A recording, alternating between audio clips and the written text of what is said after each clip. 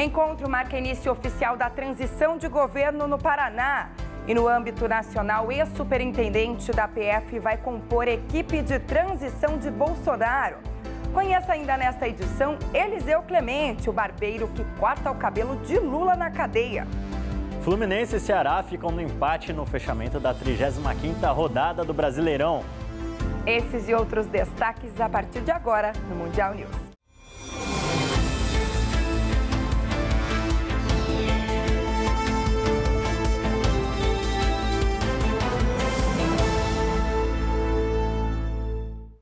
Olá, uma boa noite para você.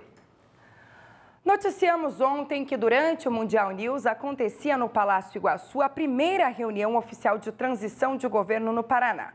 Mostramos um trecho do início dessa reunião e agora sim o material completo sobre esse encontro. Lembrando que a troca de informações entre representantes da atual e da futura gestão deveria começar em 3 de dezembro, mas a pedido do governador eleito Ratinho Júnior do PSD, Cida Borghetti, do PP, aceitou antecipar a data em 2 semanas. Após um acordo feito entre os governos, a reunião de transição foi marcada para esta segunda-feira. O objetivo era deixar o novo governo a par de todos os trâmites e operações já acertados para o ano que vem. O pedido para antecipar a transição veio da equipe do governador Ratinho Júnior, que pretende começar a gestão sem grandes surpresas no âmbito orçamentário. Porém, o candidato eleito não compareceu ao primeiro encontro de transição. Essa é uma equipe inicialmente de 5 pessoas que coordenam essa transição. Esses 5 nomes foram estabelecidos por decreto. Temos a contrapartida dos 5 nomes também do governo. E serão mobilizados dezenas, ou talvez mais de dezenas, de profissionais, porque depende depois de cada área. Então, esse cronograma será estabelecido. À frente da equipe do atual governo, Dirceu Esperafico, chefe da Casa Civil, contará com a participação do secretário da Fazenda, José Luiz Vive, e Silvio Barros, secretário do Desenvolvimento Urbano, além de Carlos Eduardo de Moura, controlador-geral do Estado, e Sandro Kozikoski, procurador-geral do Estado. O ex-ministro Reinhold Stefanes irá coordenar a equipe do governador eleito, que será composta por João Carlos Ortega, Norberto Ortigara, Wilson Lipski e Priscila Bruneta. Informalmente, também devem contribuir no trabalho Guto Silva, Cláudio Stabile, Nildo Lubck e Heraldo Neves. As equipes de transição devem trabalhar juntas a partir de agora. E a expectativa é de que projetos em comum sejam discutidos em conjunto, como é o caso do projeto de lei que regulamenta as parcerias público-privadas. Os projetos PPP estão sendo discutidos nos 2 lados e possivelmente na próxima quarta-feira teremos um resumo, um relato final para ser encaminhado à Assembleia Legislativa. Aí há um encontro de pensamentos. E as equipes técnicas se reúnem amanhã na Procuradoria-Geral para ainda debater alguns detalhes.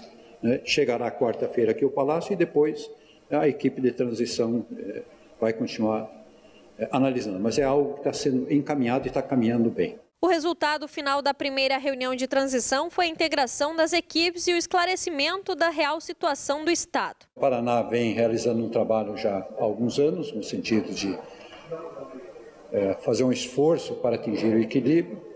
Isso foi demonstrado com muita clareza aqui pelo secretário da Fazenda. Aproveitamos também estabelecer um cronograma de novos encontros. A governadora Cida Borghetti anunciou que irá deixar o governo com um saldo de 5 bilhões nas contas estaduais e sem nenhum comprometimento ao orçamento previsto para 2019, que é de aproximadamente 49 bilhões de reais. Primeiro que não são 5. O valor é bem menor do que sim aquilo que efetivamente está disponível, porque temos saldo, mas temos compromissos. É evidente que é uma situação melhor do que se tivéssemos problemas financeiros mais sérios, claro. Mas temos compromissos assumidos com os convênios, com os municípios, e temos também a arrecadação que vai até 31 de dezembro. Então há uma estimativa, não é um número fechado até hoje. Mas a estimativa é entre 1 e 2 bilhões de reais que ficarão disponíveis para utilização para o próximo governo. E no governo federal, o processo de transição segue mais lento. Jair Bolsonaro define ainda os nomes que devem compor a equipe. Ontem, o ex-superintendente da Polícia Federal do Paraná, delegado Rosalvo Franco, foi escolhido para fazer parte do grupo auxiliando o futuro ministro da Justiça, Sérgio Moro, na transição de governo. Rosalvo foi superintendente da PF no Paraná de 2013 a 2017, quando se aposentou. Hoje, ele já participou de algumas reuniões com Moro. No período que comandou a PF em Curitiba, Rosalvo atuou em momentos decisivos da Lava Jato, desde o início até fases delicadas, como a busca e apreensão na casa do ex-presidente Lula. E para comandar os ministérios, alguns nomes, além de Sérgio Moro, já foram anunciados também pelo novo presidente. Hoje mesmo, Jair Bolsonaro anunciou que Wagner Rosário será o ministro da Controladoria Geral da União em seu governo. Bolsonaro confirmou o nome do ministro por meio de sua conta no Twitter, logo após desembarcar em Brasília. O presidente e Rosário tinham um encontro marcado na sede aérea da capital federal. Rosário é o atual ministro da Transparência e CGU e permanecerá no cargo. Até o momento, ele é o primeiro ministro do governo de Temer que permanecerá na gestão de Bolsonaro. E vamos mostrar agora a história de um homem de 40 anos que não é advogado, não é petista e nem político e muito menos amigo da família do ex-presidente Lula, mas que 2 vezes por mês, pelo menos, acaba visitando o ex-presidente. Ele é o barbeiro de Lula na prisão. Isso mesmo, confira na reportagem. Quem poderia imaginar que neste salão, em uma rua movimentada de Colombo, região metropolitana de Curitiba, sairia o responsável por cortar a barba e o cabelo do ex-presidente Lula? Eu nunca imaginava, né, que ia atender um ex-presidente, não. Pois é, nem o próprio Eliseu imaginava um dia fechar o salão 2 vezes por mês para seguir até a sede da Polícia Federal, onde o ex-presidente está preso, para fazer o atendimento. A descoberta do nome de Eliseu Clemente foi feita após a divulgação da listagem das pessoas que fizeram visitas a Lula. Em meio a advogados e simpatizantes, Eliseu acabou se sobressaindo. Foi através de um cliente, né, que eu tenho aqui, que mora no Guaraituba, né? Trabalha com o advogado dele, o Manuel. Aí ele perguntou para mim um dia que se eu pudesse atender o ex-presidente, né? Aí eu aceitei o convite. Inicialmente, os advogados pediram para que o barbeiro mantivesse sigilo sobre o atendimento, para que ele não enfrentasse problemas, já que estávamos em ano político. Na primeira vez que eles me convidaram, né? Aí eles falaram que se pudesse ficar assim meio que em silêncio, né? Aí eu meio que não contei pra ninguém, assim, deixei em silêncio. Aí depois um dia lá que ele falou pra mim que dar um abraço na família, foi onde que eu contei pra minha esposa. Mas até então não tinha contado pra ninguém. O atendimento é feito dentro da cela onde o ex-presidente se encontra. Em uma mala simples, o barbeiro leva os objetos para fazer o corte. O valor não é divulgado, mas, segundo Eliseu, foi estipulado pelos advogados que o contrataram. Mas o valor que você recebe para cortar a barba e o cabelo do ex-presidente não é o mesmo valor que você cobra no salão. É o mesmo valor? É. Não, um pouco mais. Eles calcularam um pouco mais por causa da distância, né? Eu ir lá e eu demoro, né, para atender ele, né? Uhum. Acho que eles calculam mais ou menos o tempo que eu gastaria, assim, tipo, para cortar um cabelo, a barba aqui, né? Que eu levo em média 15 a 20 minutos, né? Aí eles calcularam todo esse tempo e acho que daí eles fazem o cálculo foi feito assim. Não dá para ficar rico? Não é. Ele revela que a conversa com Lula é sempre sobre assuntos que não envolvem a política e o clima é descontraído. Ex-presidente muito bom, sabe? Uma pessoa muito descontraída, assim, brinca bastante. Dentro da cela, o ex-presidente tem acesso a equipamentos de ginástica, a uma televisão e um banheiro privativo. Um ambiente bem bom, sabe? Assim, grande, espaçoso. Eu acho que bem legal para ele lá, assim, um ambiente, sabe? Bem tranquilo. Agora, Eliseu segue seu trabalho no salão que construiu em frente à sua casa e considera que o fato de poder atender Lula é um privilégio. Para mim é uma honra, né? Tipo assim, atender o ex-presidente, né? Pessoa assim que foi presidente de 2 vezes, né? Então, eu acredito que é uma boa coisa para mim. Ele falou que vai vir cortar cabelo aqui no meu salão, né? Aí estou esperando. E no próximo bloco é hora de falar de Campeonato Brasileiro. Daqui a pouquinho, fique com a gente.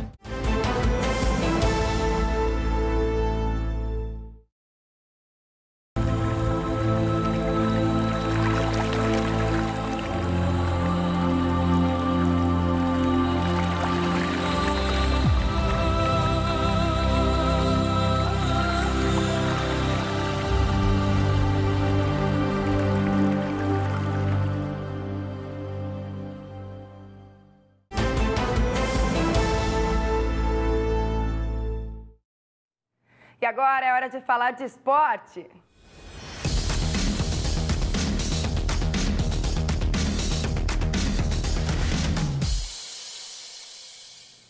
Bom, vamos começar falando de Campeonato Brasileiro, não é mesmo, Marcos de Pato? Noite de empate ontem. Uma boa noite para você.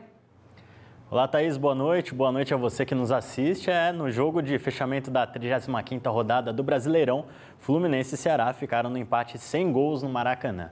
Com o resultado, as duas equipes seguem ameaçadas pelo rebaixamento. O Ceará é o 14º colocado com 39 pontos, 2 acima do time que abre a ZR, e o Fluminense é o 13º com 42 pontos. Amanhã já tem mais Brasileirão. 6 partidas vão abrir a 36ª rodada da competição, que pode definir o Palmeiras como campeão deste ano. Agora o assunto é o Novo Basquete Brasil em partida única na noite desta segunda-feira pela competição. O Franca venceu mais uma e se isolou ainda mais na liderança. Jogando fora de casa, o líder venceu o Mogi por 95-89. Com o resultado, o Franca chegou à 8ª vitória em 9 jogos e agora tem 88,9% de aproveitamento. Já o Mogi é o 5º colocado com 60% de aproveitamento. E hoje tem mais uma partida pela competição. O vice-líder paulistano recebe o São José no ginásio Antônio Prado Júnior. Esse confronto está marcado logo mais para as 8 da noite. E o destaque agora vem do automobilismo. O polonês Robert Kubica pode estar bem perto de voltar à Fórmula 1. De acordo com a imprensa polonesa, o piloto deve ser anunciado pela Williams como titular da equipe em 2019. Esse anúncio deve ser feito no GP de Abu Dhabi, etapa de encerramento da temporada. Kubica correu pela última vez na Fórmula 1 em 2009, justamente na capital dos Emirados Árabes, quando ainda era piloto da equipe Renault. Em fevereiro do ano seguinte, ele sofreu um acidente durante um rally na Itália e quase perdeu o braço direito. O polonês foi voltando aos poucos e há 2 anos retornou à Fórmula 1 como piloto de testes da Renault e da Williams. Aos 34 anos, Kubica correu 4 temporadas na categoria antes de parar por conta desse acidente. No total, ele fez 76 corridas, com 1 vitória e 12 pódios. E essas são as informações desta terça-feira do Mundo Esportivo. Thaís, eu volto com você. Tá certo, Marcos de Pato, obrigada por hoje, até amanhã. E olha só, no próximo bloco nós vamos falar sobre cotas raciais. Isso mesmo, em pleno Dia da Consciência Negra, uma denúncia daqui a pouquinho.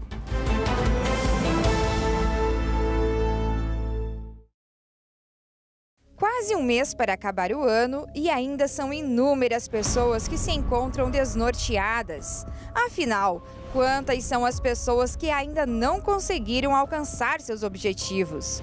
Quantas ainda não traçaram suas metas? Quantas que nem sequer têm ânimo para pensar em uma transformação de vida? Não deixe que este ano de 2018 seja apenas mais um ano na sua vida. Venha fazer a diferença, venha buscar a transformação. A concentração de milagres acontece em todos os domingos, às 7 horas da manhã, às 3 horas da tarde e especialmente às 9 horas da manhã, com o Bispo Rodrigo Pires e a pastora Viviane, aqui na sede estadual, Avenida do Batel, 1149, bairro Batel, Curitiba, Paraná. Igreja Mundial do Poder de Deus, a mão de Deus está aqui.